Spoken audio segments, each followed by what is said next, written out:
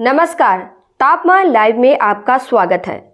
मैं नुसरत जहां तापमान लाइव की खास संवाद श्रृंखला की इस कड़ी में जानिए बिहार के प्रथम संसदीय क्षेत्र का हाल। बहुत शोर है वाल्मीकि नगर में।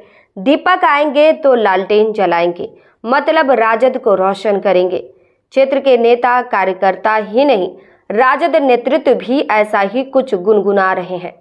दीपक यानी बगहा चीनी मिल के हरियाणा निवासी मालिक दीपक यादव जन सरोकार से जुड़ाव की वजह से स्थानीय स्तर पर उनकी पहचान सफल उद्योगपति और सामाजिक कार्यकर्ता की है। राजनीति में हाल मुकाम भाजपा था, लक्ष्य उम्मीदवारी हासिल करना था। बात नहीं बनी विकल्प की तलाश में हाल फिलहाल मुलाकात बात राजद के अघोषित सुप्रीमो तेजस्वी प्रसाद यादव से हुई। दिल्ली के एक बड़े होटल में हुई इस मुलाकात के बाद राजद की उम्मीदवारी का रास्ता खुल गया। चर्चाओं पर भरोसा करें तो उस मुलाकात का ही असर था कि लालू प्रसाद ने महागठबंधन में कांग्रेस को धकिया वाल्मीकि नगर की सीट अपने हिस्से में रख ली। प्रबल संभावना है कि उम्मीदवारी दीपक यादव को मिलेगी। वाल्मीकि नगर संसदीय क्षेत्र से राजद पहली बार चुनाव लड़ेगा।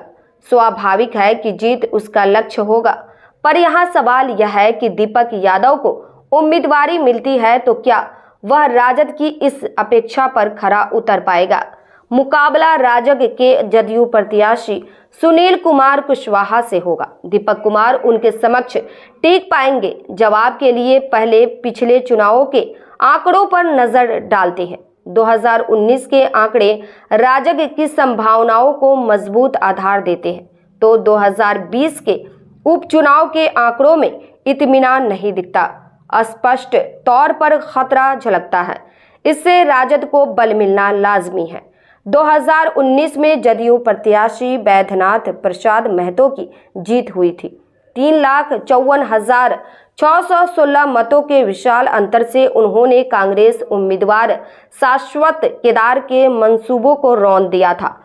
बैद्यनाथ प्रसाद महतो को 6,02,660 मत मिले थे, तो शाश्वत केदार को 2,48,044 मत। चुनाव के कुछ ही माह बाद बैद्यनाथ प्रसाद महतो का निधन हो गया।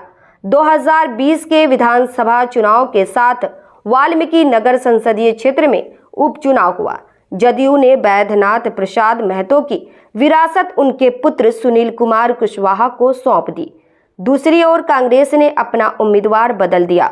सुनील कुमार कुशवाहा का मुकाबला शाश्वत केदार की जगह प्रवेश कुमार मिश्रा से हुआ। उम्मीदवार बदलने का लाभ कांग्रेस को मिला। जीत भले नहीं हुई, हार का अंतर 3,54,616 मतों से लुढ़क कर 22,539 मतों का हो गया। राजग की जीत बमुश्किल हो पाई। सुनील कुमार कुशवाहा को 4,03,360 मत मिले, जो 2019 में उनके पिता को मिले मतों से 1,99,300 कम थे।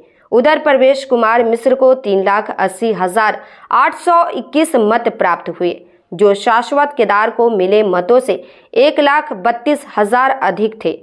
राजग के लिए यही चिंता का बड़ा कारण बना हुआ है। वैसे आमतौर पर उपचुनाव में मतदान का प्रतिशत कम हुआ करता है। कारण है कि उसका कोई ठोस मुद्दा नहीं होता, लेकिन वाल्मीकि नगर उपचुनाव के आंकड़ों को उस नजरिए से नहीं देखा जा सकता। वैसे राजग को पूर्व की तुलना में कम मत मिलने का एक बड़ा कारण यह भी रहा है कि थारू और उड़ाव समाज में गहरी पैठ रखने वाले ई शैलेंद्र कुमार गढ़वाल ने भारतीय पंचायत पार्टी का उम्मीदवार बन 1,09,711 मत झटक लिए थे।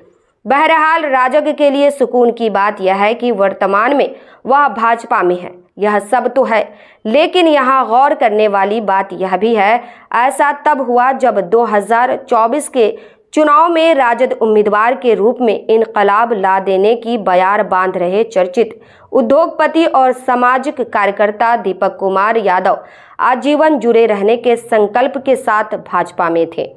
2019 के चुनाव में बसपा उम्मीदवार के तौर पर 62,963 मतदाताओं को ही खुद से जोड़ पाने की हताशा से उभरने के लिए भाजपा में शामिल हुए थे। चाहत उम्मीदवारी की थी। पूरी नहीं हुई भाजपा से अलग हो गए। लालटेन को रोशन करने के ख्याल से अब राजद के साथ है। उम्मीदवारी मिलने पर पूर्व की उपलब्धियों के मद्देनजर वह राजद के लिए कितने कारगर साबित होंगे, यह देखना दिलचस्प होगा। इस प्रस्तुति में बस इतना ही।